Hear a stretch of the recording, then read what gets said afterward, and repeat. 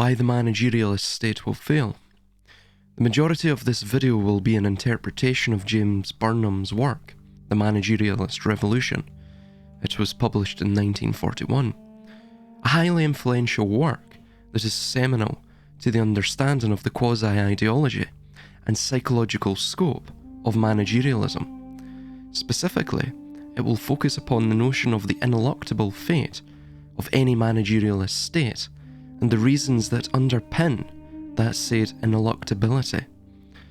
This specific focus of our critique hinges upon Bertrand de Jouvenel's observations of power, namely that power, as both an evasive abstraction and tangible force, seeks at all times to centralise total power unto itself, to gather compliance and hence establish dominion and purview over all that it surveys. Within the era of the managerialist revolution, this salient observation is very much evident, and this relates to the psychosocial understanding of the archetypal transmutation of the world spirit within this new aeon of Chronos or Aquarius. But we see a dissolution of the traditional bonds that have held society together: the family, law and order, the mandate and limitations of official offices, gender roles and definitions, etc., etc. And this orbits around the apparent nature of the managerialist crusade for power. Power, in rendering all power unto itself, will always seek out the erosion and eventual evisceration of all institutions within society and externalized human instinct that deny its monopoly over all power by these said distributing factors of control, power and agency.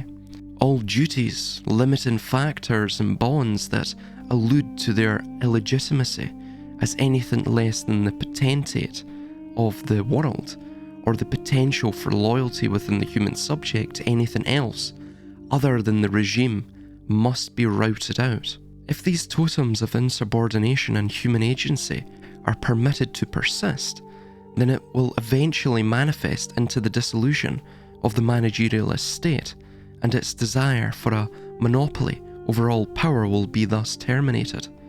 This is due to the managerialist state, by its very nature, being at odds with innate human nature and the natural social dynamics born of that said nature. The managerialist seeks control and predictability, which will naturally lead to coming into conflict with this innate nature of the human subject, of course.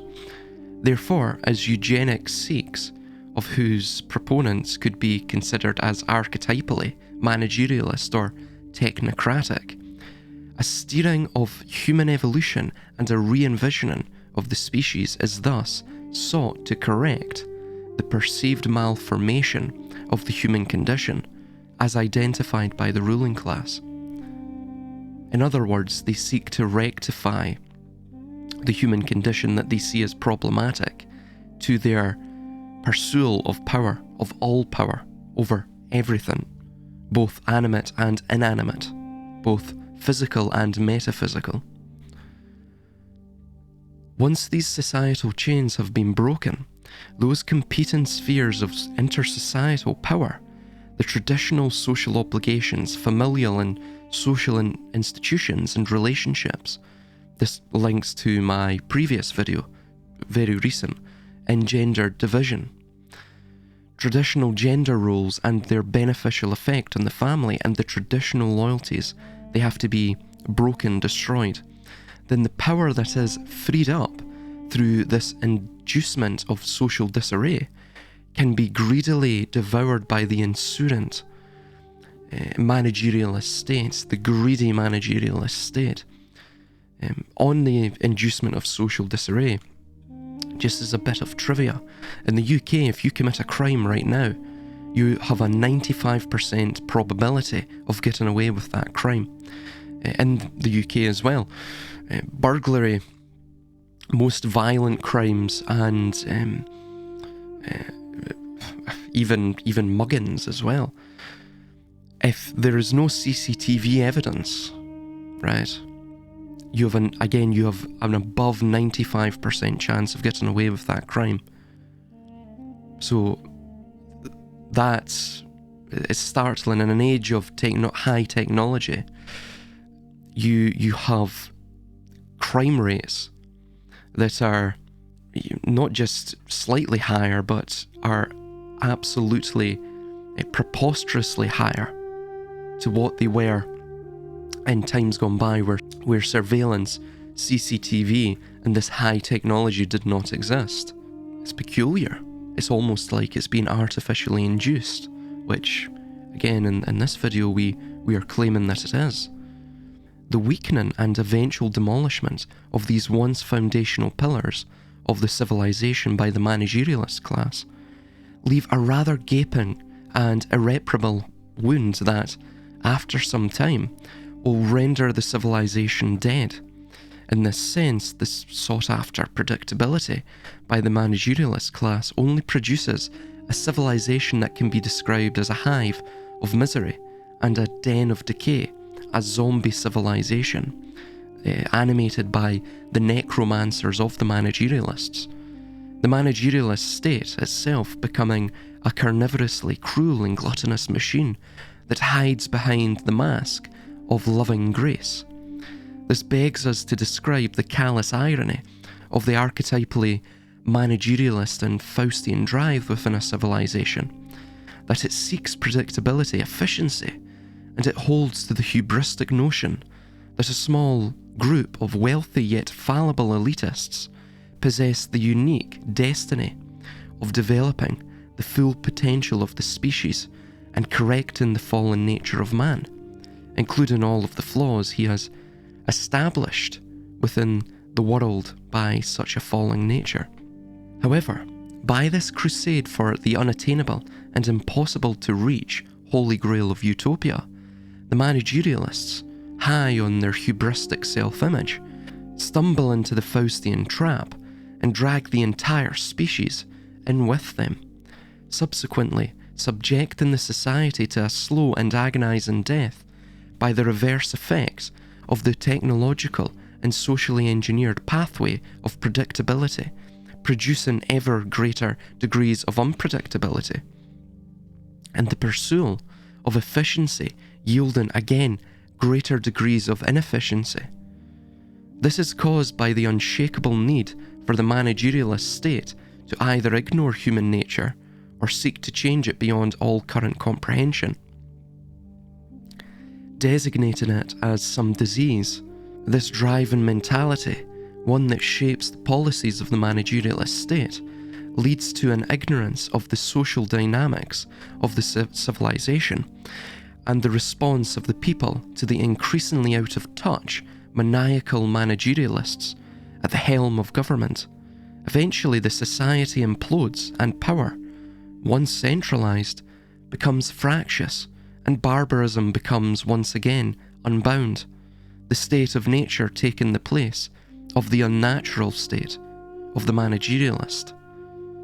The managerialist state's intention, or holy grail, is by assuming the responsibilities of societal interactions and institutions that were once managed by the collective human members of the society independently. These are the family, the community, the church, and the public square through social media. Again, this is all monopolised through social media. Then to do this efficiently, it will require a monumental expansion in the state's power accrual and power applying capabilities, and thereby also its bureaucratic structures of management and control of these aforesaid capabilities, to establish itself as the Minotaur within a grand, shadowy labyrinth of chthonic control, incessantly chasing down and suppressing the last vestiges of human agency that remain. However, such a monumental shift in the remit of the state, no matter how incremental it is approached, will also create a seismic shockwave of suspicion within the general population. Yes, this suspicion can be mitigated to some extent through the traditional avenues of media and through the unprecedented real-time social engineering capabilities afforded by novel and unorthodox technological systems such as social media. But ultimately, suspicion will never reduce within the individual actor or member of society once it has been inflamed, and mimetic infections tend to become inevitably exponential at a certain point when the abstract notion of an international managerial agenda finds credence in its concise correlation to real-world events that are unfolding before the eyes of history. Previously, the institutions who managed the needs of society would rely on the loyalty of their membership who depended upon them. This was garnered through the institutions being socially beneficial, being visually socially beneficial. But by replacing these institutions with meaningless and anonymous bureaucrats at their helms, then a new paradigm has been established, that these bureaucrats owe nothing to their memberships, and the primary mode of operation has now been declaratively altered to focus solely on serving the regime of the central government, of whom these anonymous bureaucrats owe their position and power to. Hence, by the act of this demonstrable alteration, the regime removes all localized and implicitly competing spheres of institutional influence and opens the way for greater centralization of power by bureaucratic assimilation. In this sense, this is at the crux of the modus operandi of the managerialist regime and steers their thinking that competition is a sin, and they are the Inquisition meticulously and devoutly removing such a sin from the face of the earth. However, this crux is also at the heart of their weakness, and to that point, we shall further delineate as to what we mean by that throughout this section. The first issue is what we bear witness to regarding the metaphysics of the liberal paradigm, that which birthed managerialism as a way in which to alleviate the failure of the assimilatory idealism that liberalism attested to. By that, we mean that liberalism believed that it could take all mutually disagreeable congenital characteristics, or creeds, ideologies and creeds rather, the incompatible and naturally conflicting worldviews, and miraculously assimilate them to the ideology of liberalism as the touted universal emancipator of all human potential, right, of all human woes. When this clearly insane worldview failed on its own merits or lack of, it naturally left a bitter taste in the mouth of the liberal idealists, and at this point they were the liberal elitists, the liberal elite. They then sought to remedy the failures of liberalism's inherent assimilatory properties by artificially and meticulously steering and socially re-engineering society for the greater good of the species. From this Faustian bargain was managerialism thence born. The core promise of liberalism could be fulfilled therefrom, and the empty saturnine cup of idealism could thence be refilled once more with the mirthful glee of progressive optimism. The road to hell is paved with good intentions, and no ideology embodies that inconvenient moral precept more provocatively than managerially operated neoliberalism. This liberalist maxim crops up everywhere within our modern world, least of all in the uncontrolled influx of mutually hostile and disparate foreign tribes, sects and creeds. The blind neoliberal managerialist believing, zealously yet short-sightedly, in the power of liberalism to harmonise and correct these age-old and rather complex divides between these incongruous groups or sectarian divides. And of course this is all centralised, it's all focused within these multicultural societies of the West. It is madness, but to the bureaucratic managerialist, the liberal in the suit and tie flounces of a chairman We can do this is what they believe, and they will lead Western society off the edge of the precipice to prove that their theory of managerially operated neoliberalism actually works. Of course, if recent trends that have led to our current predicament are any indication of the future, then evidently this foray into the liberalist need to play with fire will readily consume the entirety of the Western tabernacle in a conflagration of fractious flame and filicidal fury. However, in many ways, as we see this ideological pursuit for the assimilation of the world into this grand managerialist neoliberal project, like some nightmarish variant of "I'd like to buy the world a Coke" ad, they wholeheartedly subscribe to the notion that all moral disagreement and all divisive confusion separating humanity can be hashed out within the liberal bastions of the West, the crucible of progressivism, instead of merely seeking peace through war, as Genghis Khan sought and conceivably would have realised if military technology at the time was on par with modernities. But in an idiosyncratic way, the West seeks peace through peace, or at least the facade of it. This may make sense to the bohemian and thespian, the idealist and the dreamer, but to the astute student of history, such an axiom and its applied praxis can only lead to self-destruction. However, the Faustian destiny finds its conclusion within self-destruction. It has to, for the perpetual drive to perpetually control that which is external to oneself, to gain imperial-like ascendancy over the endless horizon itself, is like seeking to fill an abyssal and unappeasable void where one's soul should reside. Eventually, the managerialist sees himself as the problem. One cannot appease the void where one's soul should reside externally or by changing the environment. And when changing the environment doesn't fill that void, then one turns that destructive impulse inwards, right? It's like all addiction. These elitists are addicted to power, right? It's no different than, you know, the individual on Kensington Avenue in Philadelphia, addicted to fentanyl or whatever other synthetic drug of choice. They're addicted to eventually what they're seeking outward from that high, from the administering of that drug into their body.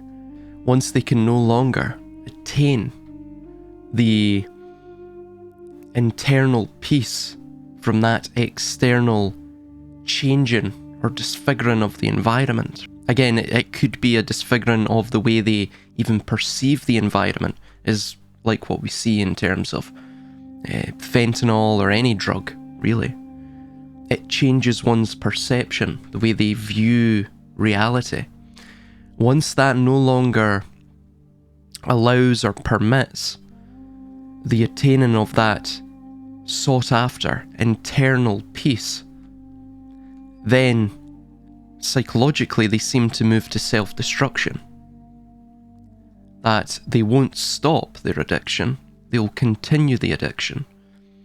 They'll continue the addiction because they believe, falsely of course, that if they, to a greater extent, escape or drown out or alter that external environment, that they externalize that pain, that they will escape internally from it and gain again that internal peace, that internalized peace.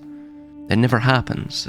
They destroy themselves. They lead themselves down the path of perdition, like the managerialist will, like the Faustian will.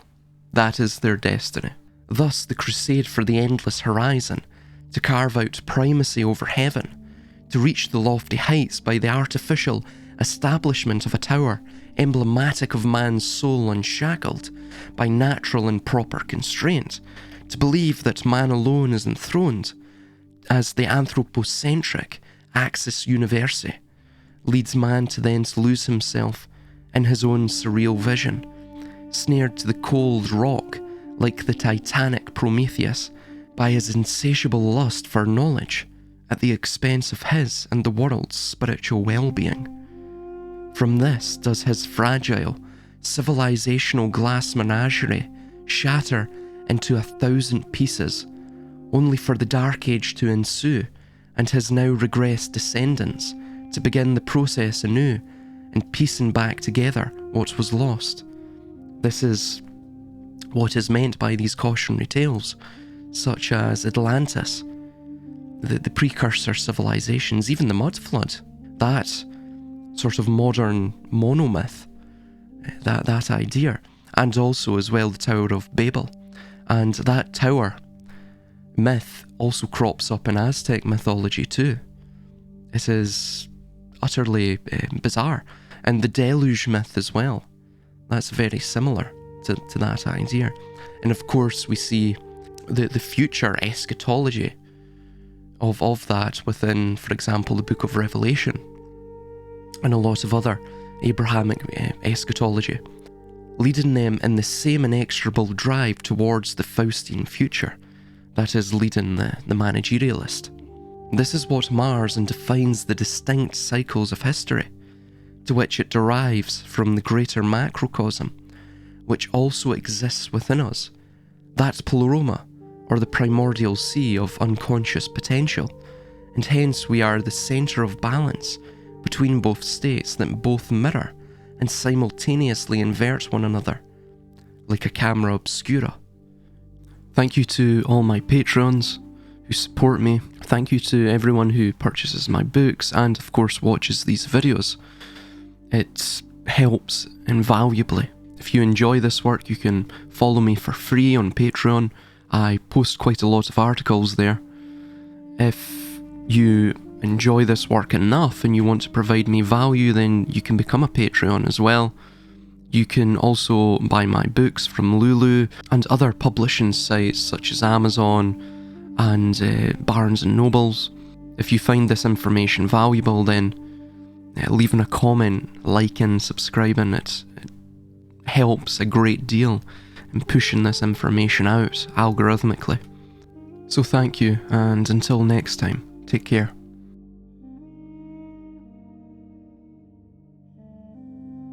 But some governments and corporations, for the first time in history, have the power to basically hack human beings. There is a lot of talk about hacking computers, hacking smartphones, hacking bank accounts, but the big story of our era is the ability to hack human beings. And by this I mean that if you have enough data and you have enough computing power, you can understand people better than they understand themselves, and then you can manipulate them in ways which were previously impossible. And in such a situation, the old democratic system stopped functioning. We need to reinvent democracy for this new era in which humans are now hackable animals. You know, the whole idea that humans have, you know, they have this soul or spirit and they have free will and nobody knows what's happening inside me. So whatever I choose, whether in the election or whether in the supermarket, this is my free will, that's over. We need to come to terms with the fact that, no matter again, this is where philosophy meets computer science and biology.